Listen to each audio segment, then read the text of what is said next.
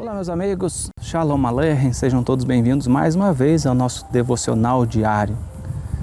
Todos os dias nós temos tirado alguns minutos para refletirmos sobre a Palavra de Deus. E hoje eu estou novamente aqui em Israel, num lugar muito especial. Talvez você não esteja reconhecendo, porque esse lugar parece um bosque muito bonito. Mas aqui é um lugar fundamental da história do povo judeu. Aqui é Tel Shiloh. Tel Shiloh, de acordo com a Bíblia, em Josué capítulo 18, fala que aqui é o lugar onde os filhos de Israel acamparam e ergueram o Mishkan pela primeira vez de forma definitiva. E neste lugar o tabernáculo ficou por quase 370 anos. E eu quero compartilhar com você uma reflexão óbvia sobre a oração. Óbvia não, né? Mas uma reflexão sobre a oração. A oração nunca é óbvia, mas a oração ela tem o poder de mover montanhas, de mudar o mundo, de mudar o nosso mundo. Existe um texto muito conhecido nas cartas de Shaul HaShaliach, na Brit Hadashah, na carta aos Tessalonicenses, em que ele fala, orai sem cessar. Essas três palavrinhas, ao contrário do que muitas pessoas pensam, não nos dizem para ficarmos orando 24 horas por dia, ajoelhados o tempo todo orando. Não. Essa palavra de Shaul HaShaliach traz para nós a reflexão de que nada pode interromper a nossa oração. Nada deve interromper a nossa comunhão com Deus. Todos os dias nós passamos por situações boas, situações difíceis, mas as situações boas não podem nos afastar de Deus. Mas as situações difíceis não podem nos impedir de buscarmos a presença do Eterno. Por isso o apóstolo Paulo fala, orai sem cessar, que nada interrompa a tua prece. Mas mais do que a tua prece, mesmo uma oração que é feita 24 horas por dia, nem sempre ela vai ser ouvida.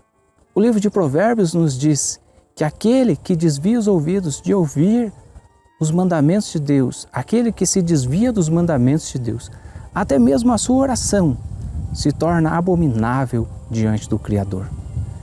Portanto, não é a quantidade de tempo que você ora, mas o como você ora.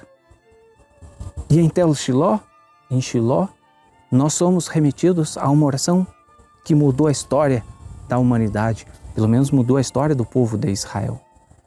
A partir de Ana, uma mulher que sofria dentro de um casamento em que ela era muito amada pelo seu esposo Elcaná, mas que era alvo de constantes zombarias por parte de Penina, a outra esposa de Elcaná.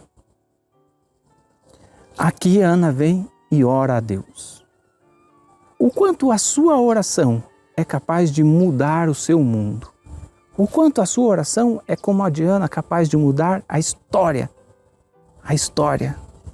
Sim, porque a oração de Ana não mudou apenas a vida dela ao gerar um filho, mas ela serviu de inspiração para todo o povo judeu do mundo inteiro, que ao rezar todos os dias, ora baseados na oração dessa mulher.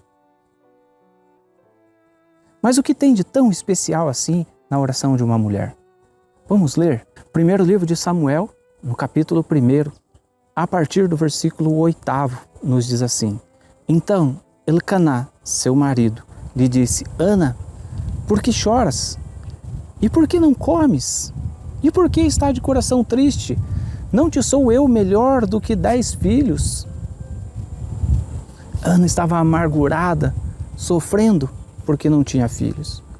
E após terem comido e bebido em Shiloh, neste lugar, e estando Eli, o sacerdote, assentados numa cadeira junto a um pilar do templo do Senhor, levantou-se Ana e com amargura de alma orou ao Senhor e chorou abundantemente.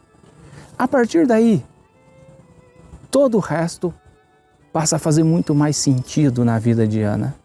A partir daí, toda a oração alcança o altar de Deus. Quando nós nos levantamos como Ana, assim como a Amidá, nós oramos em pé, Ana, com amargura de alma, chorou e orou abundantemente diante do Eterno. Quantas vezes você orou dessa forma?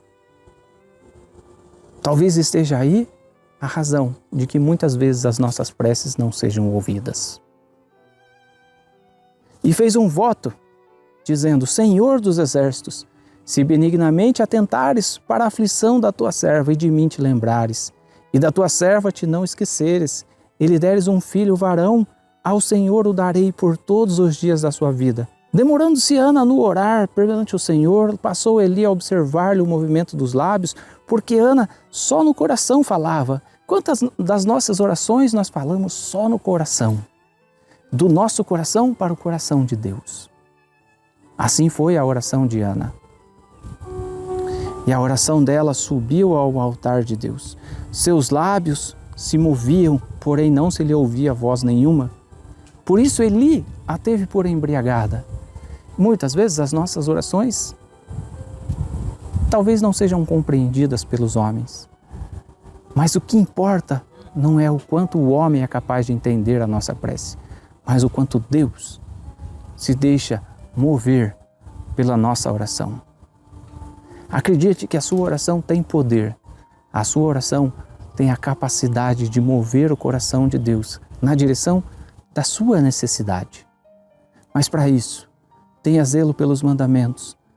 Ore como Ana, em pé, apenas movendo os lábios, e deixe que o seu coração fale ao coração de Deus. Esse é o nosso devocional de hoje. E eu espero que você possa se inspirar, não apenas no lugar, mas na oração que aqui foi feita, para que Deus possa também olhar na sua direção e atender às tuas preces. E que em todos os dias você tenha ao menos 5 minutos para Deus. Shalom.